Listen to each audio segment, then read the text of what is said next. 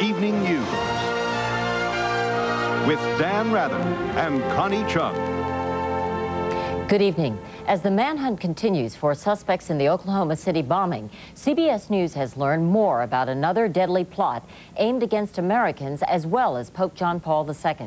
It involves a man arrested for the bombing of the World Trade Center and now suspected of planning a whole series of bombings to undermine the U.S. and the West. The trail of Ramzi Youssef leads from New York to Pakistan, where he was arrested earlier this year, to the Philippines. Correspondent James Hattori has this exclusive report. When Pope John Paul II went to Manila earlier this year, authorities say Ramzi Youssef had planned a deadly welcoming. And it's only now becoming clear how close Youssef and his co-conspirators came to killing him, according to a man who says he helped Youssef plan the attack. They had a bomb with them in the park where the Pope was appearing. Anyway, it's a liquid bomb, so it cannot be detected by the... Edwin Angeles was a top leader of a Philippine terrorist group called Abu Sayyaf. He's now cooperating with the police.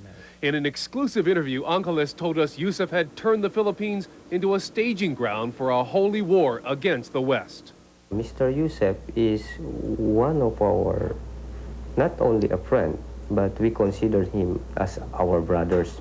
CBS News has learned new details about Ramzi Youssef's terrorist plot here in Manila, an ambitious and sinister plan which targeted not just the Pope, but thousands of American lives. Specifically the United States of America. Why? Because they believe that the United States of America is campaigning against terrorism. Police say Youssef had turned this Manila apartment into a bomb factory. They found nitroglycerin used to make so-called liquid bombs, chemical manuals, maps of the Pope's movements, and a computer. The files inside that computer tipped off police about what Youssef apparently called Bojinka, a grand scheme to place bombs in 11 jumbo jets, 2 different U.S. airlines, over 3 days in January. CBS News has obtained this printout of the targeted flights.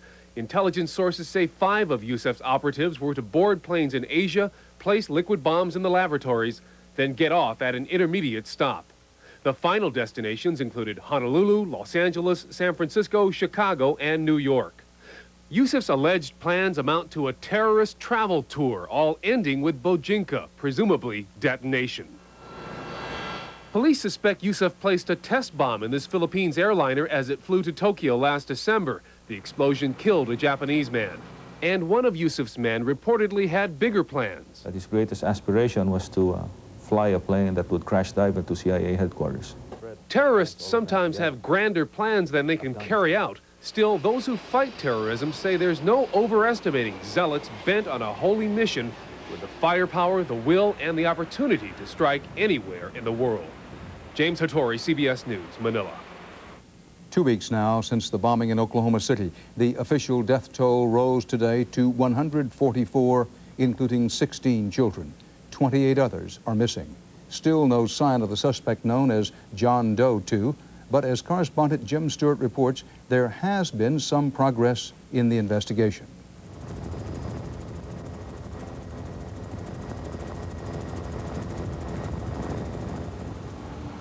Of kerosene and paint chips from around a lake outside Junction City, Kansas, where the fertilizer and fuel oil bomb used in the Oklahoma City blast is thought to have been assembled.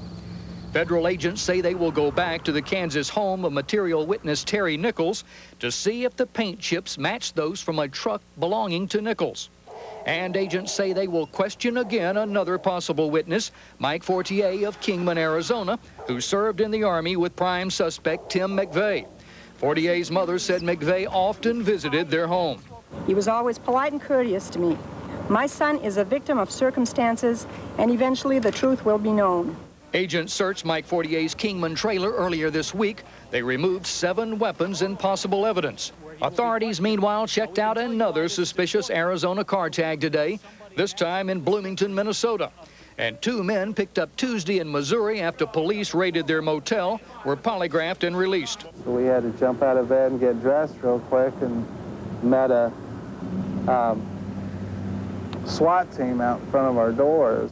While in Oklahoma City, rescue workers are moving closer to calling an end to their search for the missing and say they could wrap it up by week's end. The upshot of today's developments is possible new evidence against Terry Nichols. One of two brothers who began this case as a material witness, but who sources say could well end up being named a co-conspirator. Jim Stewart, CBS News, Washington. The Kansas City Star reported today that the office of Republican Senator Nancy Kassebaum got a call from Terry Nichols 2 days before the Oklahoma City bombing. Nichols reportedly griped about gun control and the deadly U.S. government clash with the Koresh cult in Waco. It is becoming increasingly clear that some radical right militia groups with similar gripes have allies in the United States Congress. Correspondent Wyatt has the Capitol Hill connection. To most backwoods militia groups, anyone in the federal government could be the enemy, except for Helen Chenoweth. She is the freshman Republican congresswoman from Idaho who many militiamen see as their voice in Congress. Hi, Mike. Chenoweth has drafted a bill which echoes militia philosophy. It would force the FBI or any federal agent to get permission from county sheriffs before making arrests or serving search warrants. There'd be exceptions for emergencies. I think there are legitimate concerns. What concerns?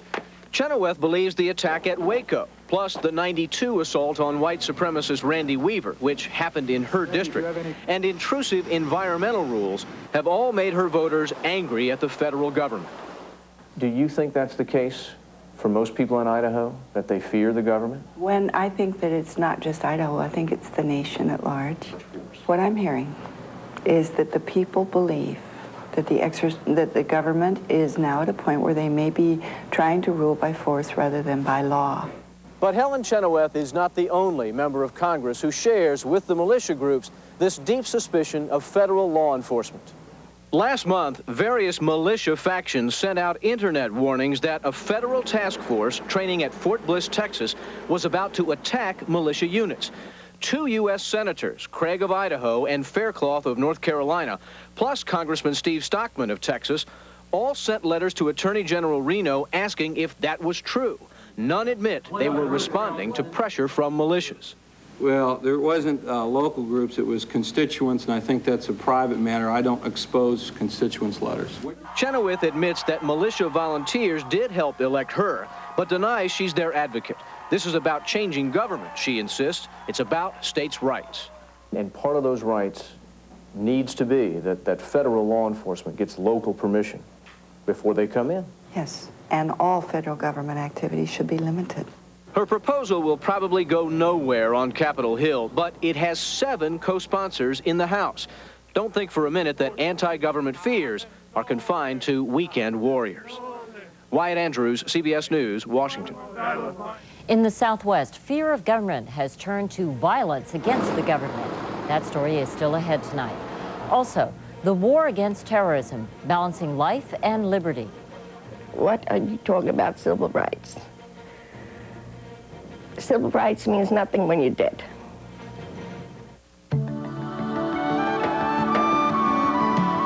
If you're going to get the blouse, don't forget the blazer. If you want to save money toward the car or truck of your dreams, don't forget your GM MasterCard, today's financial vehicle. It's a great time to be silver because you're over 50 and you haven't lost your edge. Now there's a Centrum made just for you. Centrum Silver for your changing nutritional needs. Centrum Silver. It's a great time to be silver. It's easy to get lost in New Orleans. It's fun to get lost in Easy Spirit shoes. Introducing Summer Walkers, built with every bit of our walking shoe cushioning and support, redressed for summer. In Easy Spirit, you won't mind being off the beaten path. You'll prefer it. Easy Spirit's new Summer Walkers. Inside's our walking shoe, outside's the whole world.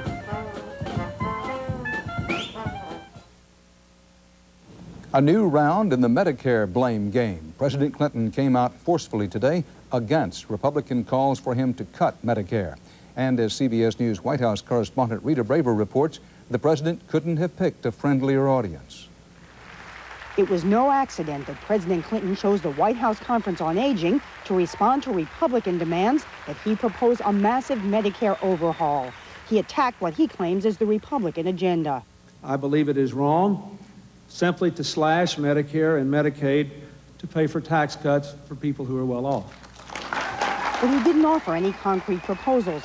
And in what's become a political poker game, he's refusing even to meet with Republicans until they put their Medicare cards on the table. When the Republicans present their budget as required by law, we will evaluate where they are in terms of their commitments and what they want to do, where we are, and then we will do our best to work through this. But Republicans are also refusing to show their hand, Nothing to do with the budget.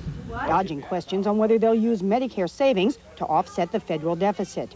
Today, House Speaker Newt Gingrich tried to put the onus back on the president. How can he be so irresponsible as President of the United States? And I would hope that he would reconsider and would agree to work with us. But if he refuses to leave, we are not going to back off. And both sides are wary because they know the powerful senior voting bloc opposes any rollback of benefits. People will have to spend more of their limited Social Security income to pay for higher costs for them, because what they will do will be pay more out of pocket and be covered for less things. But Democrats and Republicans will have to declare the game a draw and make some hard choices about cutting costs or face the prospect of the Medicare system running out of money in the next 6 or 7 years. Rita, Brayer, CBS News at the White House. On another front, sparks flew on day 2 of Senate confirmation hearings for Dr. Henry Foster. The nominee for U.S. Surgeon General was asked about charges that he knew of notorious medical experiments in Alabama, deliberately withholding medicine to black syphilis patients. Dr. Foster flatly denies he approved or even knew. That study started before I was born, and the government covered it up. That's what the studies show. They covered it up. They hoodwinked somebody else for 20 years. Why couldn't they hoodwink me for two years? Seemed logical. Both sides agree Foster's quest for confirmation is still an uphill battle, but Democrats say they will retaliate if Republicans proceed with a threatened filibuster to block a vote on Foster. About the U.S. economy, a new sign of at least a cool down. The index of leading indicators is down for the second straight month. To some, that means a threat of recession. Wall Street took it as a sign of inflation staying in check. Stocks closed at record highs.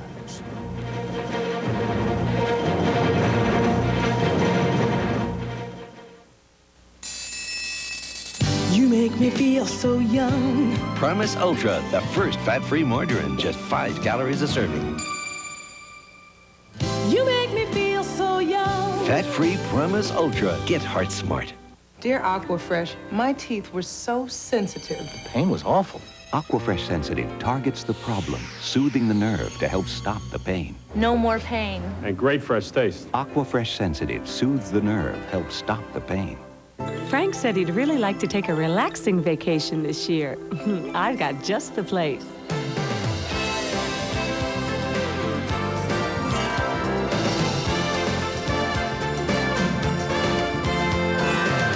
Honey, when you're this relaxed, don't you feel more romantic? Oh, it's been great, sweetheart. Take a 3-, 4-, or 7-day vacation on Carnival, the most popular cruise line in the world.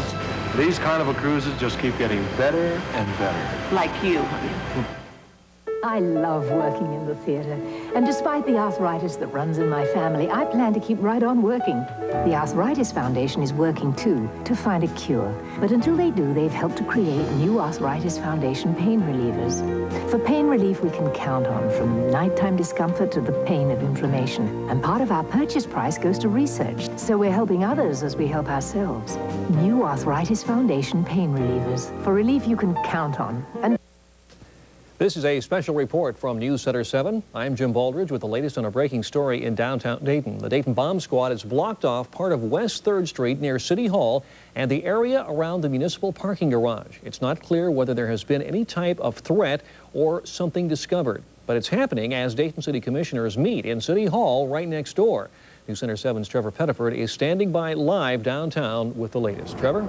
Well, Jim, as you can see, they continue to use more tape to block off the area. They've started across 3rd Street at this point now. Still no word on exactly what they have in the municipal garage.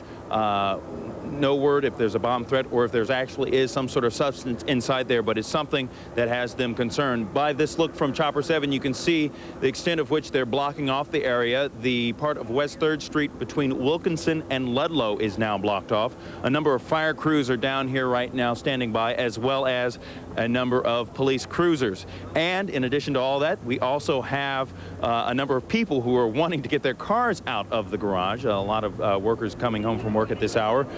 They're having a difficult time, as you can see, because police are keeping them away. News Center 7 has several crews here on the scene. We are, in fact, one of our crews is talking with the fire chief at this moment. We're going to try to bring information to you as soon as we get it from him as soon as possible. But right now, all we have is the area completely blocked off. As a matter of fact, let's go over to the chief right second, if we have a moment, just to find out exactly what is going on, if the chief can tell us.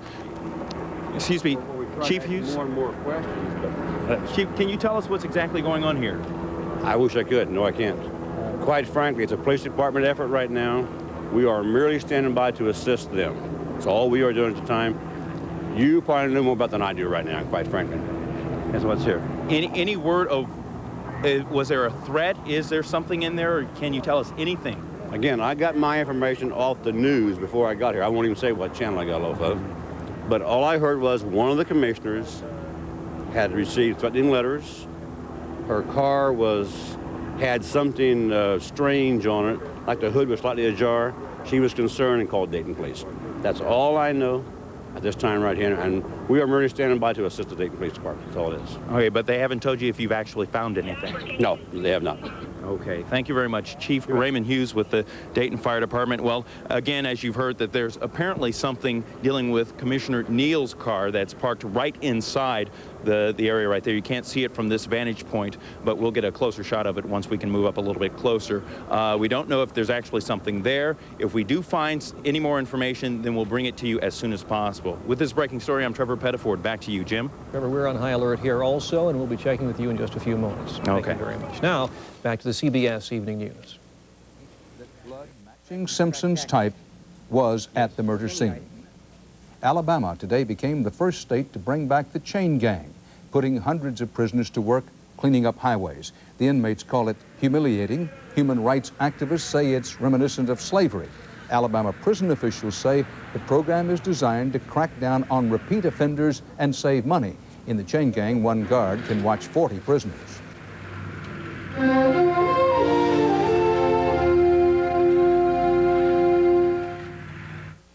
Support comes from wood, brick, steel, and people. And in real estate, support comes from a Coldwell Banker agent for the questions, the ideas. Support comes from a Coldwell Banker agent because that's what they get from Coldwell Banker. It's one reason why more than 9 out of 10 of our customers would recommend us to a friend. Wood, brick, steel, and people. Support you can count on from Coldwell Banker. Crispix for me? Thank you. Elizabeth says Crispix won't get soggy in milk. We'll see. Starts off crispy. So far, you're right, Elizabeth, but still crispy. Okay, but reality will soon set in. Kellogg's Crispix cereal. Delicious corn and rice that stays crispy to the end. Last bite, gonna be mushy, soggy. Hey, it's still crispy. More Crispix, Daddy? Thanks. You're a doll. You too, Elizabeth. It's National Lobster Month, now at Red Lobster. Crack it open, take a bite. Lobster lovers, tonight's your night. Fresh from Maine, rocktails too. It's Lobster Month, just 1 month to enjoy 6 great lobster dinners and tasty lobster appetizers, all at special prices. Special time, special taste, if you're looking for lobster. Red Lobster's the place. While you enjoy lobster, your kids will love the $2.99 shrimp combo. Weeds keep coming back? Then kill the roots with Roundup. No root, no weed, no problem. Roundup. Just ask any of the people who took it today why only Zantac is Zantac. Just ask any of their doctors. They've seen what Zantac can do. You can't get Zantac without a prescription. Ask your doctor if Zantac is right for you. Only Zantac is Zantac. They call themselves patriots, but they call the government the enemy. If they come to get me, there's going to be a battle. Whose country is it? 48 Hours, Thursday.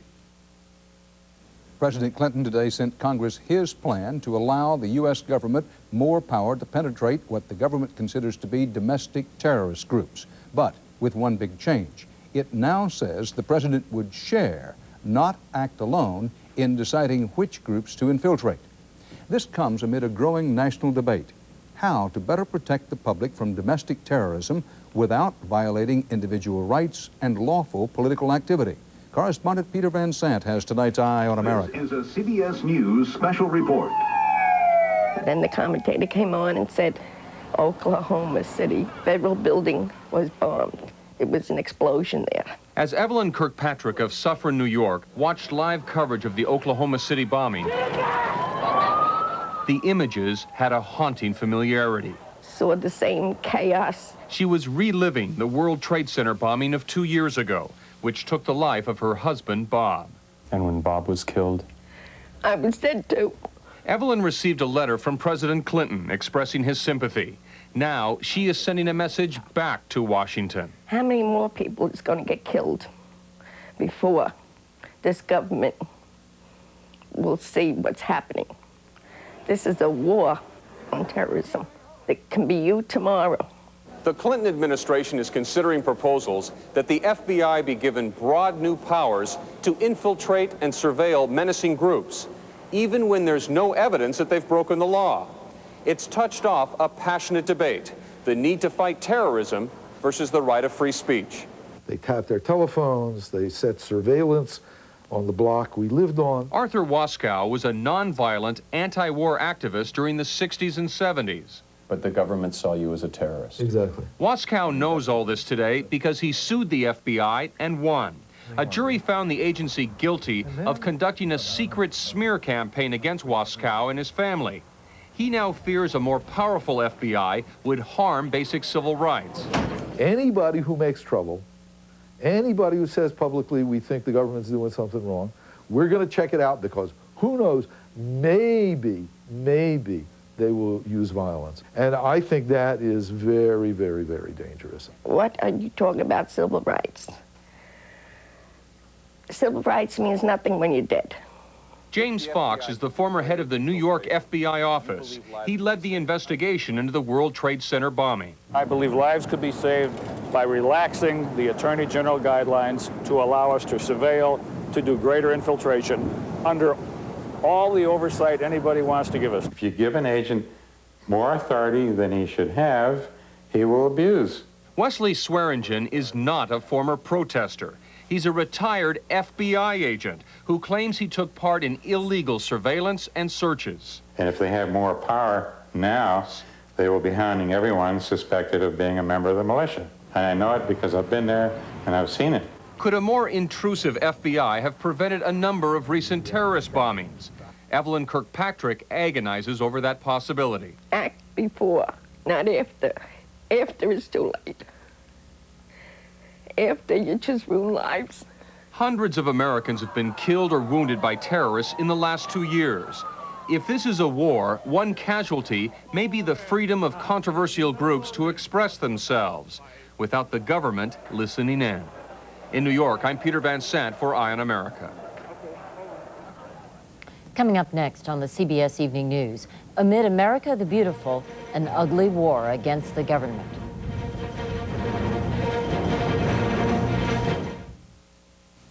To her, it could only be a fantasy.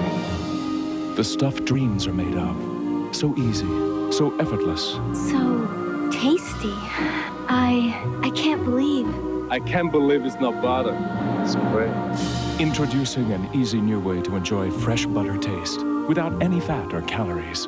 New I Can't Believe It's Not Butter Spray. It's not just a dream any longer. It says fantasies don't come true. We're proud to announce that our newest model not only passed that ball bearing test, it surpassed it. It's my new Dirt Devil MVP with maximum vacuum power. Just think what it can do in your home.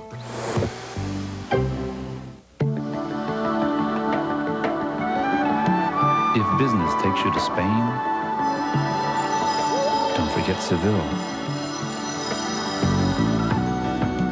If you need to make a pit stop for fuel, don't forget the Grand Prix. If you're going to get the blouse, don't forget the blazer. Don't forget your GM MasterCard, today's financial vehicle. By the end of the week, 7 more lives will be saved. By the end of the day, 16 people who couldn't walk will. By the end of the hour, these special filters will help make 25,000 more gallons of water ready for drinking. And by the end of this message, 1 more premature baby will be protected. All of which is made possible with the help of a material we call plastic. My son is bringing his lady friend for dinner, and I've got such gas. So I take my Lanta gas relief gel caps with the best and only medicine for gas relief and an advanced gel cap. I feel great. Can't wait to meet her. The bombing in Oklahoma City was certainly the most dramatic and deadly expression ever of anti-government feeling in this country. But there are others, more and more of them. And as correspondent Jerry Bowen reports, some government workers are now living in fear. The backcountry that Forest Ranger Diane Weaver oversees in Nye County, Nevada, has changed dramatically. We were Smokey Bear and we were the good guys, and now we're not. Long before Oklahoma City, Weaver's once tranquil million-acre national forest district had turned threatening. There's an awful lot of rhetoric going around, and it's local residents fighting Washington for control of the public lands in a state where 83% of the land is federally owned. It's all throughout the West. It talks bloodshed and it talks violence. It talks some pretty scary tactics. Before Oklahoma City, 3 weeks before, there was the explosion at Carson City, Nevada, a bombing that's still unsolved. There are crazy people out there. I mean, we have drive-by shootings all across this land now and crazy stuff like that going on, and I put it in that category. No one was injured here in the bombing at the Forest Service District headquarters, but a chilling message was heard. What had largely been a war of words over control of federal land had been punctuated violently, and government workers suddenly found themselves on the front line of a modern-day range war. Nye County Commissioner Dick Carver is leading the fight against the government. They're the ones that's creating this tension, it's not us. But we're the ones that's getting painted bad for it. For the land. His county supremacy movement claims the Constitution gives counties the power to regulate public lands, everything from grazing to mining. But Carver denies any ties to the militias or violence. I don't want any bloodshed because it won't do us any good. Last 4th of July, Carver bulldozed open a national forest road and sent a forest ranger scrambling for safety. Now he says federal workers who try to enforce regulations should be arrested. We've got to get a strong message to these people. We're tired of you taking our people's property rights, and we're going to stop you. The Justice Department has filed suit to stop Nye County from interfering with Forest Service work, and we've issued instructions to our employees asking them to, as much as they can, travel in pairs to avoid confrontation. A very different world now in parts of America's backcountry. We feel like we're out there doing a job for the American public, and it turns out that some of those folks are the people that don't like us. Now, even Smokey Bear has enemies. Jerry Bowen, CBS News, Carson City, Nevada. And that's part of our world tonight. Tomorrow on CBS This Morning, loyal Oklahomans keeping a vigil for the missing. Connie and I will be back tomorrow night. Thank you for joining us, and for all of us at CBS News, good night. Good night.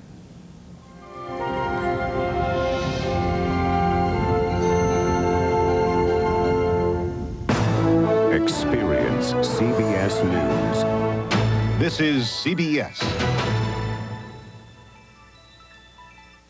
She's a strong person.